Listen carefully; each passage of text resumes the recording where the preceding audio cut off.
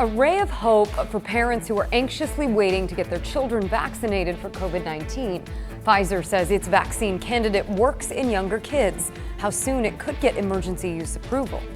Plus, the strong words a convicted murderer had for the family of a San Diego police officer he shot and killed.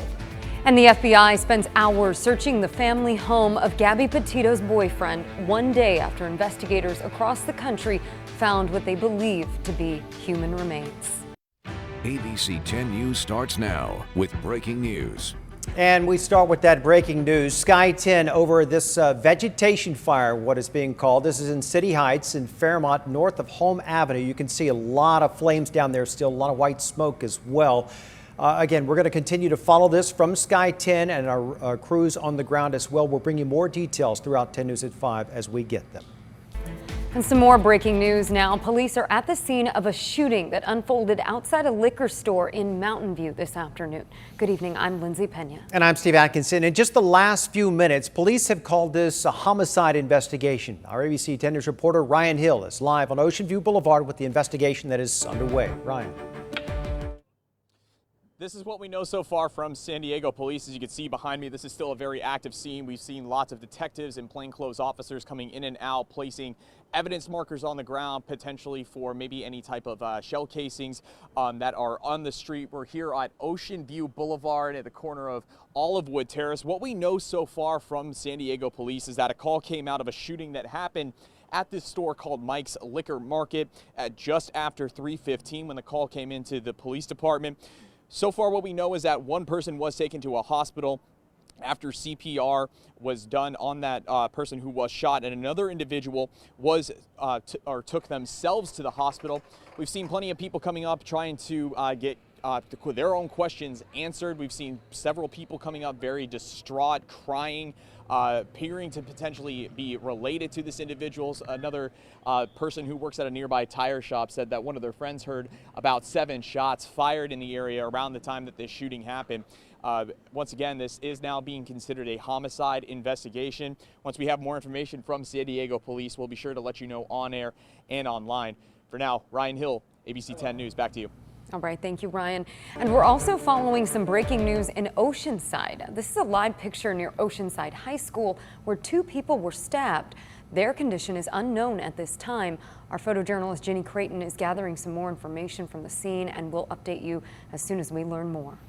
In a highly anticipated announcement, Pfizer says its COVID-19 vaccine is safe and effective in children ages 5 to 11.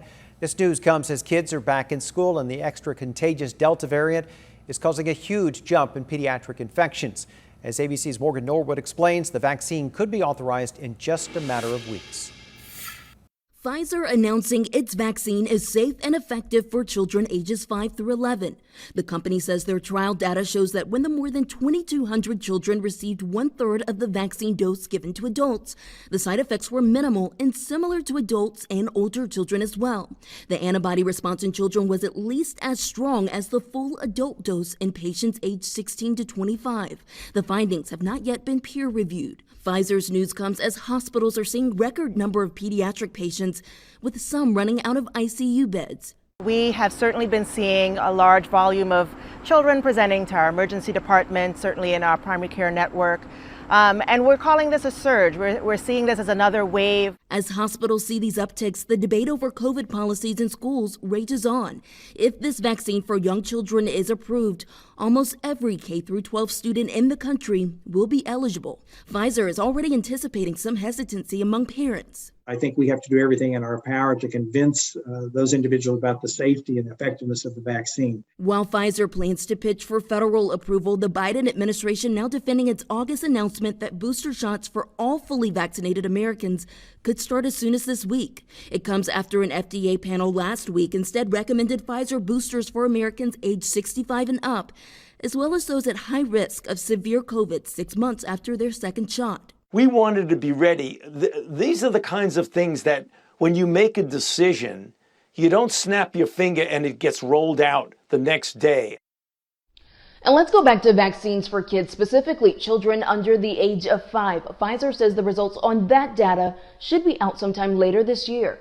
Morgan Norwood, ABC News, Los Angeles. And later this week, the CDC will discuss recommendations for a COVID vaccine booster shot. Last week, the FDA recommended that seniors and those with other health concerns should get that booster shot. However, they did not recommend boosters for the general population.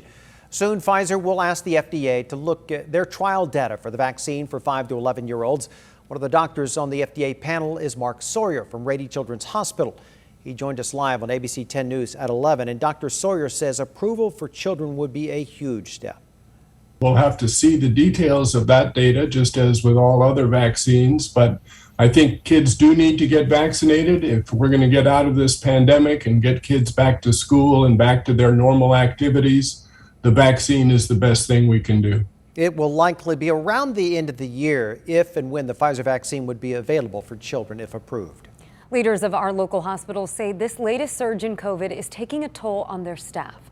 Today, Sharp, UC San Diego, Scripps, and Rady Children's Hospitals had a virtual meeting to update the situations they're seeing. They say this surge is harder on the staff because they're being put at risk by patients who chose not to get the COVID vaccine. To the point now where some of our staff are actually getting paid higher than the physicians on this team just because we have to pay so much to even get them to work a shift. Before they would work double time, extra time just because they thought they were doing the right thing. Now they're tired and there's a vaccine. 90% of our patients are unvaccinated. So you can see why they may not feel like wanting to pick up extra shifts now when there was a choice available. Experts worry flu season will combine with COVID to put more pressure on hospitals. They say the county should consider an indoor mask mandate and proof of vaccination for some indoor activities. And here are the latest numbers on coronavirus in San Diego County. 365 new cases were reported today, and there were 3 new deaths. And you can follow any updates surrounding the pandemic by downloading our free mobile app. Just go to the App Store and search 10 News. Now to the emotional testimony heard in the penalty phase for a convicted cop killer. Jesse Gomez shot and killed San Diego police officer Jonathan J.D. de Guzman 5 years ago. Our ABC 10 News reporter Mimi Alcala is joining us on this story where Gomez listened as de Guzman's loved ones spoke about his love for his job and his family. Mimi. And Steve, he even spoke directly to de Guzman's wife as she left the stand, causing a really emotional reaction from her. I miss my husband so much. Tearful testimony Monday from the wife of San Diego police officer Jonathan J.D. de Guzman, who was killed in the line of duty. We were asked not to show the faces of loved ones on the stand. It's been 5 years. That's really hard. But I'm holding myself up because of my 2 kids. A week ago, a jury convicted Jesse Gomez of first-degree murder for the 2016 shooting death of de Guzman and attempted murder of his partner at the time, Wade Irwin. The same jury will now decide if Gomez will get the death penalty or life in prison. As de Guzman's wife left the stand Monday, Gomez spoke up, interrupting proceedings to say this. I'm sorry, Mr. Guzman, from the bottom of my heart. Testimony continued with colleagues, friends, and loved ones describing the type of person J.D. de Guzman was, including his 2 children. My dad to me was like the most influential figure in my life. He taught me at a very early age to be confident and to embrace who I was. He's like the person I love most. It was like a part of me was taken away. Former partner Wade Irwin, who was shot in the neck but survived, spoke of the mental and physical pain he has endured. Irwin says he was hospitalized for 23 days, then went through 8 months of rehab, surgeries, and constant pain.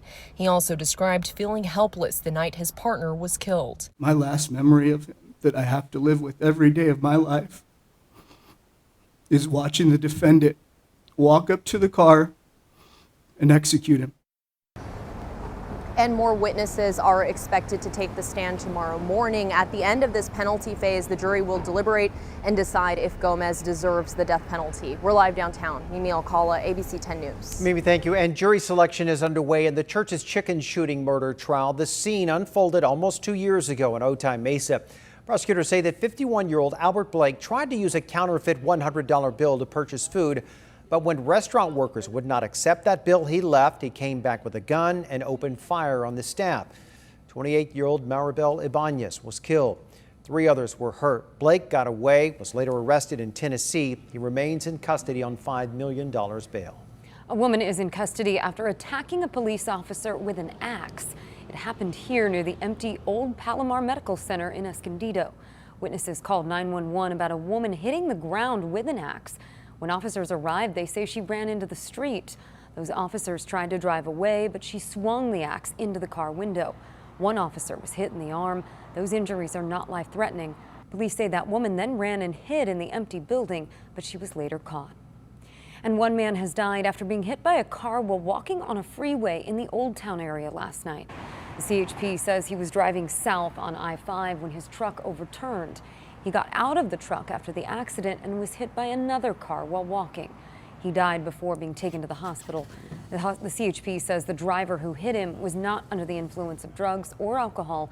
Neither of their names have been released. Now to the latest on Gabby Petito. The FBI says that human remains found in a Wyoming forest are believed to be hers.